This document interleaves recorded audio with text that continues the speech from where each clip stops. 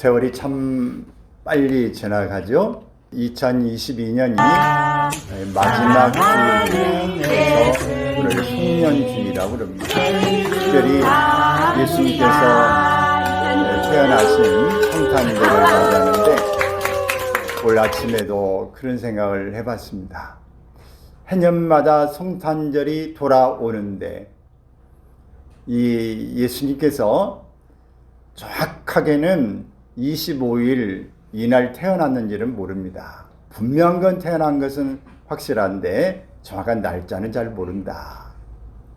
그러나 예수님께서 태어나신 우리의 지금 시간으로 계산해 보면 매우 추운 날, 마국간에 태어나셨다고 볼 때에 좋은 환경이 결코 아니고 매우 춥고 힘들고 복잡한 그런 때에 태어나셨구나.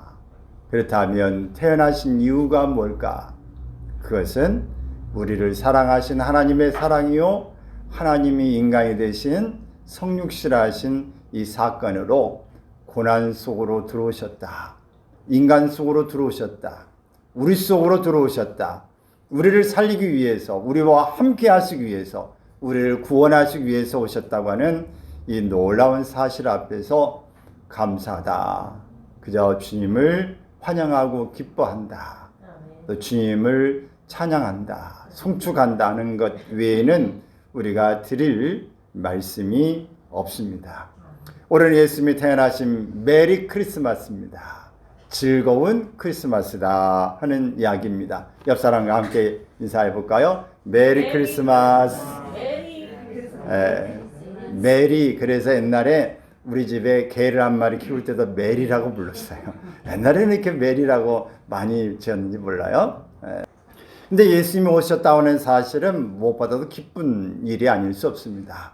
2022년 전에 베들레헴에 오셨던 그리스도의 초림을 생각하면서 기뻐하고 다시 오실 주님을 기대하게 해주는 절기인 것입니다. 금년에 날씨가 많이 춥습니다. 그리고 금리는 많이 올랐습니다. 그리고 경기는 좋지 않습니다. 코로나19는 여전히 그치지 않고 있습니다. 이런 상황 가운데서 3년 동안이나 잠잠하게 코로나 때문에 달싹하지 못하게 했던 그런 일에 비하면 그래도 금년은 이런 많은 부분들이 풀려진 것 때문에 감사한 일이 되어진 것입니다. 영원하신 하나님께서 영원한 생명을 주시기 위해서 독생자를 보내신 그 크신 사랑에 마음껏 감사하고 기뻐하며 영광의 찬양을 올리는 시간이 되시기를 바랍니다. 아멘. 영원한 생명의 주로 오신 예수 그리스도를 환영하며 우리의 마음속에 모셔놓기를 바랍니다. 오늘 본문 말씀인 시편 130편은 참회의 시 가운데 6번째로 나오는 시입니다. 성서학자들은 이 시편이 이스라엘 백성이 하나님 앞에 범죄함으로 바벨론에 멸망을 당하고 포로로 끌려가 생활하던 포로기에 지어졌다고 합니다. 자유를 박탈당하고 매일매일 고통의 삶을 살아가던 백성들은 메시아를 기다릴 수밖에 없었습니다. 이제 어떤 마음과 자세로 우리가 성탄절을 바라보면서 더 깊이 주님과 함께 우리가 하기를 기다리는 마음을 가져야 되는지를 생각해 보겠습니다. 먼저 이 본문에서 강조하고 있는 내용은 죄를 회개하는 마음으로 기다려야 된다라고 하는 겁니다. 본문 3절의 말씀을 보면은 읽습니다. 여호와여 주께서 죄악을 지켜보실진데 주여 누가 서리까? 라고 고백합니다. 하나님이 인간의 죄악을 심판하신다면 어느 누구도 하나님 앞에 떳떳이 설 수 없다는 역설적인 표현입니다. 즉 모든 인간이 죄인이며 하나님의 용서와 사랑을 구해야 된다는 것입니다. 사람은 누구나 잘못이나 허물이 있습니다. 바울도 이 땅에 의인은 없나니 하나도 없다고 말합니다. 우리가 모두 허물이 있고 잘못이 있고 실수가 있습니다. 매일 죄와 더불어 살아가고 있는 것입니다. 우리는 죄악 세상에 살면서 나를 주목하여 보고 계신 하나님께 대한 두려움과 떨리는 마음으로 살고 있습니다. 이때 지체 말고 무릎 꿇고 회개하는 일이 필요한 것입니다.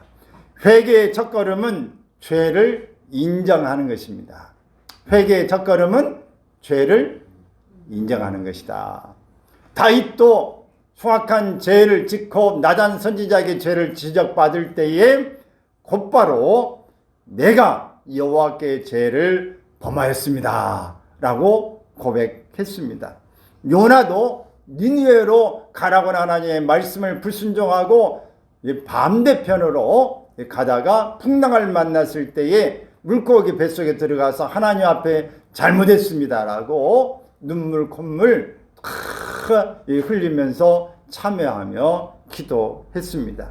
바울 사도도 역시 하나님 앞에 그렇게 내가 죄인 중에 괴수입니다 라고 고백했어요. 예수님의 수제자인 베드로도 주여 나를 떠나소서 나는 죄인으로소이다 라고 고백했습니다.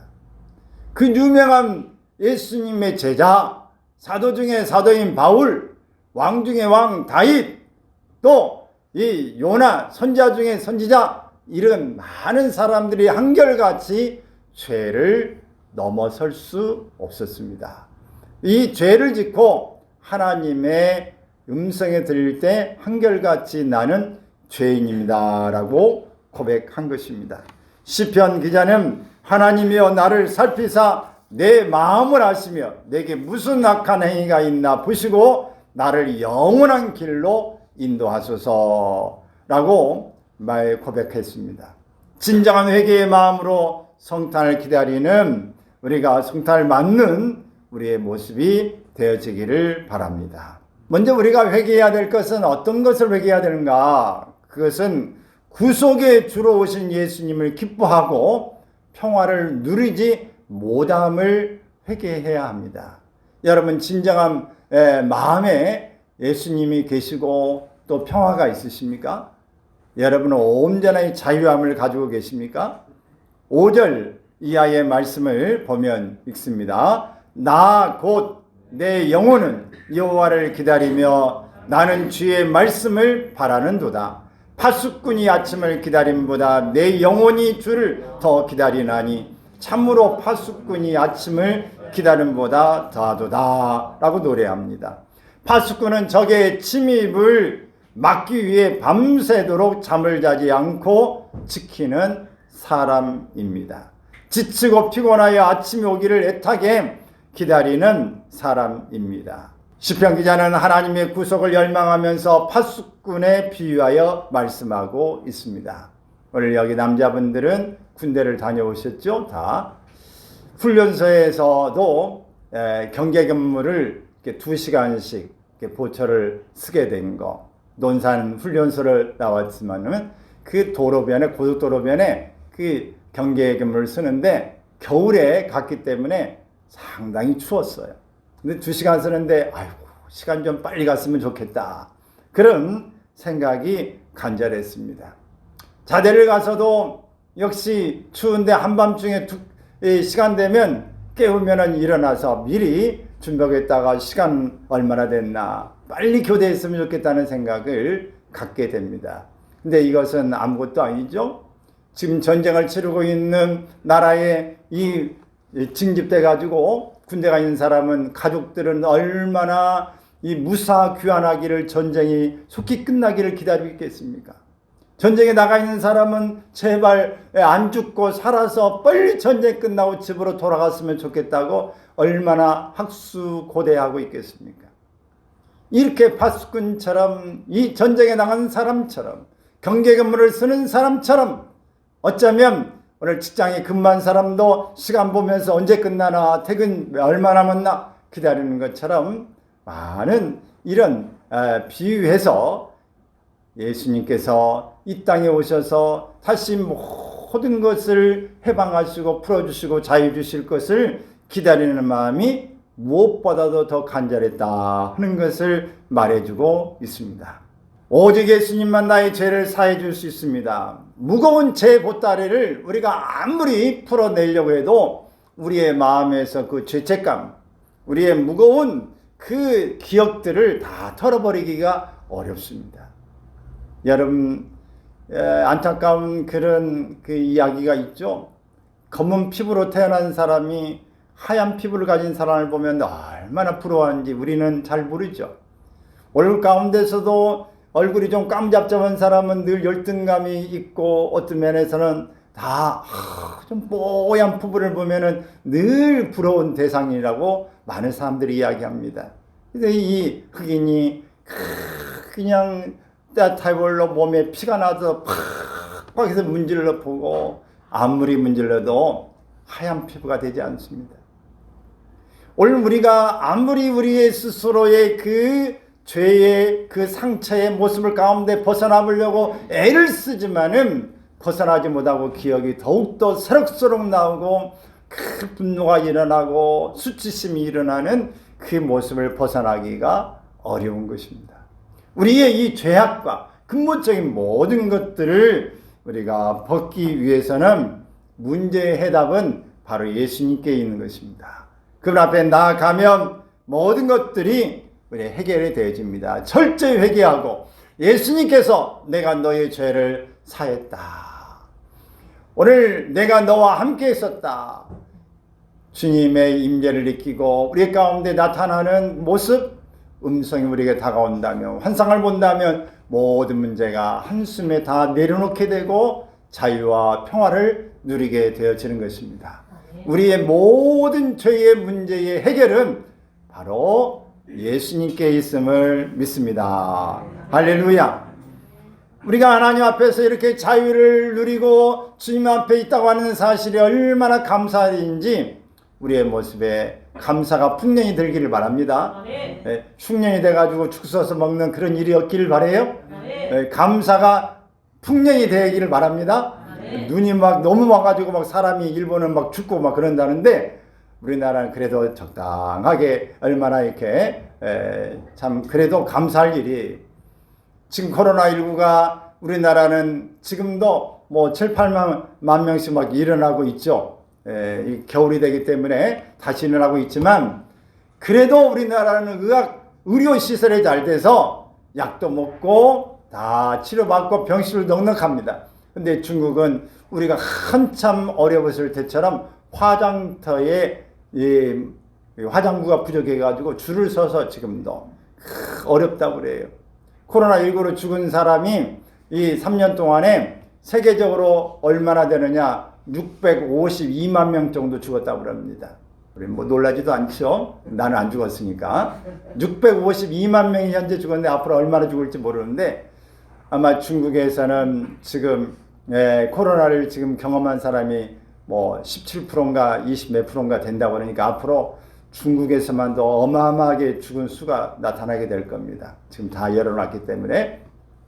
근데 여러분, 우리가 이렇게 코로나19 속에서도 의료시설이 잘 돼 있는 데에, 또 안전한 지역에, 우리나라에 좋은 종교의 자유가 있는 데서 이렇게 마음껏 찬양하고 예배드릴 수 있다고 하는 것은 엄청난 축복인 줄로 믿습니다. 세계적으로 우리가 태어나서 이런 삶을 살고 있다고 하는 것, 하나님께 감사하기를 바랍니다. 마음껏 회개하고 주님 앞에서 주님을 기뻐할 수 있다고 하는 것이 얼마나 큰 축복입니까? 예수님이 이미 오셨음을 우리가 믿는 마음을 가지고 있어요. 근데 믿는 것으로만 끝나면 안 됩니다. 예수님께서 나를 위해서 오셨다고 하는 사실을 믿을 뿐만 아니라 예수님이 내 마음에 오셔서 나의 주인이 되어 주셔야 됩니다. 아멘. 내가 문 밖에 서서 녹화하고 있는데 누구든지 내 음성을 듣고 문을 열면 나는 그로 더불어 먹고 그는 나로 더불어 먹으리라.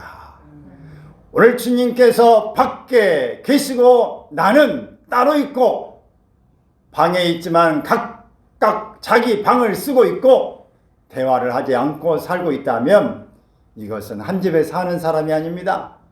이것은 주님 따로 나 따로의 삶이 되어지고 마는 것입니다. 주님을 온전히 내 마음에 모셔드리기를 바랍니다. 주님과 함께 동행하는 삶이 되어져야 합니다. 주님은 나를 위해서 오시고 죽어주셨음에도 불구하고 예수님을 문 밖에 세워두는 문전박대를 해서는 안 됩니다. 또 예수님이 키가 자라고 지혜가 자란 것처럼 믿음과 성장을 우리가 기다리기를 바랍니다. 예수님께서 말구 위에 태어나셨습니다. 그리고 예수님의 성장 과정을 말씀하실 때에 예수님이 키가 자라고 지혜가 자랐더라. 하나님과 사람들에게 많은 사랑을 받으셨다고 하는 내용을 말씀하고 있습니다.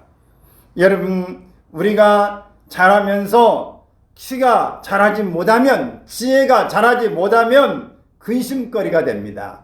걱정거리가 되어 골칫거리가 됩니다. 역할을 감당 못하는 일이 나타날 때에 많은 사람들에게 오히려 힘듦을, 더 무거운 짐을 안겨주게 되어집니다. 사명자가 자신의 위치를 탈선하거나 직무유기하거나 역량이 미치지 못해서 한숨거리, 탄식거리, 지탄거리가 되어서는 안 됩니다. 아멘. 오늘 여러분은 여러분의 역할을 잘 감당하기를 바랍니다. 그래서 우리가 더 점점점 좀 기다려야 될 건 뭔가? 믿음과 우리가 사랑을 받는 그런 자가 되어지기를 위해서 더욱더 성장해 가야 할 것입니다. 이제 월드컵은 다 끝났습니다. 거기에 월드스타들이 좀 주목을 끌게 되어지죠.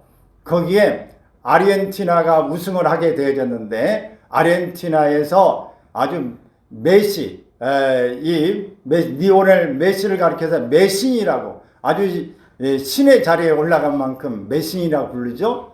근데 이 메시라고 하는 사람 그저 축구 잘한다, 인격적으로 괜찮다 이렇게만 생각했는데, 이 국민일보에 보니까 이 메시가 크리스찬이라는 것을 보여주고 있습니다. 자, 이게 메시가 공식적으로 복음을 전하고는 사람 아니지만 오른쪽 저기에 보면은 저 모습처럼 가시관을 쓰시는 예수님의 모습을 보여주고 있습니다. 이게 전도 아닙니까? 문신하는 것 성경에서 금하고 있습니다. 저 좋아하지 않습니다. 그러나 그 메시의 마음 가운데 유럽인들은 문신을 굉장히 많이 하죠. 이렇게 하는데 이 속에서 예수 그리스도를 드러내는 이런 삶, 월드스타로, 그리고 하나님을 증거하는 사람이 되어졌습니다.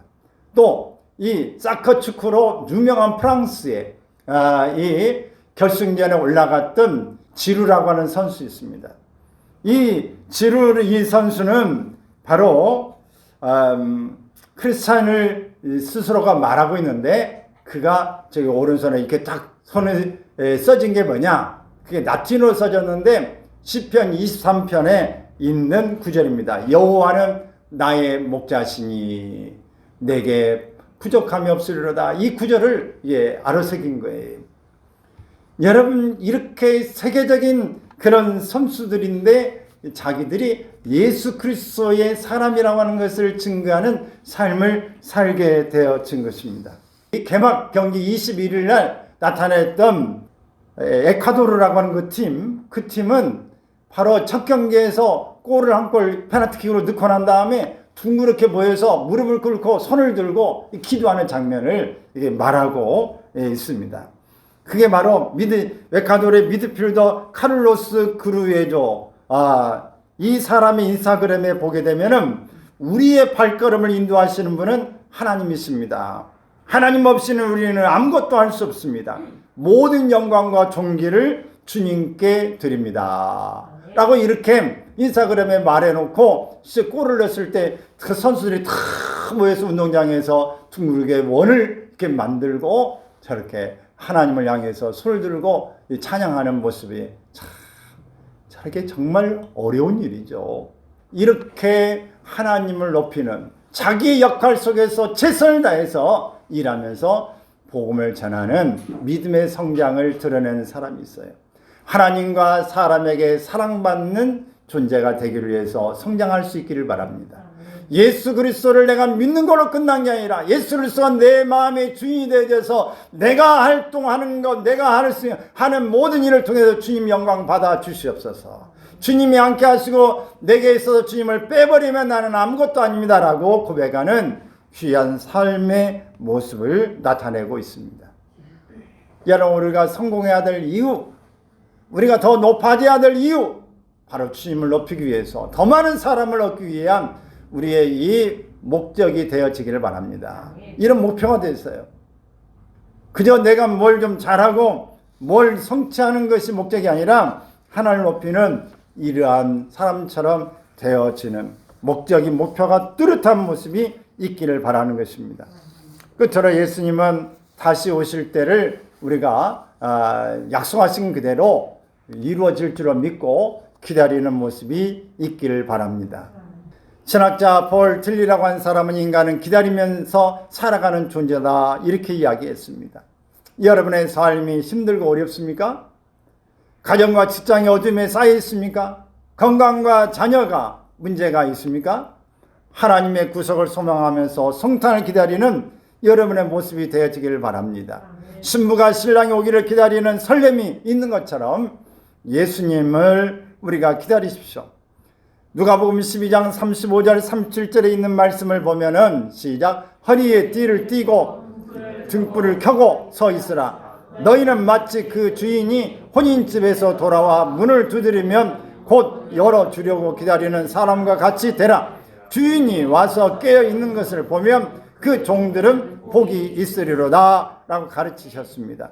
주인을 기다리는 종들의 모습처럼, 남편을 기다리는 아내의 모습처럼, 부모를 기다리는 자녀의 모습처럼, 사랑하는 사람을 기다리는 연인의 모습처럼 주님을 기다리는 설렘이 있기를 바랍니다. 우리 설레이는 마음이 없으면 거기에 간절함도 없고요, 우리에게 있어서 어떤 기대감도 사라져버리고 마는 것입니다. 여러분 마음속에 주일이니까 오는 것입니까? 아니면 여러분 가운데에 좀 더 우리 주님의 오심을 우리가 정말 마음의 설렘으로 가지고 있는지를 우리가 볼 수 있기를 바랍니다. 우리는 하늘나라에서 돌아오는 소포가 많을 거라고 하는 어떤 사람의 이야기가 있습니다. 왜? 참고 기다리면서 조금만 더 기다리면은 응답을 줄 텐데, 응답을 주려고 딱 기다리고 있는데 기도 끝, 실망, 시작, 포기, 이렇게 되어진 것 때문에 그 응답의 소포를 많이 가지고 있다가 결국은 떠나는 일들이 많이 있다 하는 것을 이야기하고 있는 것입니다.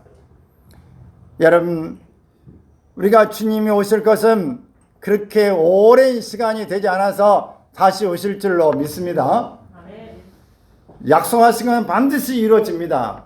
시편 37편 7절 말씀을 보면은 이 묵시는 정한 때가 있나니 그 종말이 시작 속히 이르겠고 결코 거짓되지 아니하리라. 비록 더딜지라도 기다리라. 지체되지 않고 반드시 응하리라. 이 말씀합니다. 기다리면서 불평하지 말아야 됩니다. 계속 기도하며 기다려야 합니다. 성탄을 맞아 죄사함 받고 사랑을 듬뿍 받아 예수님을 마음 중심에 주로 모시고 행복한 삶으로 이웃에게 복음을 전하면서 다시 오실 주님을 기다리는 여러분의 모습이 되시기를 주님의 이름으로 축원합니다.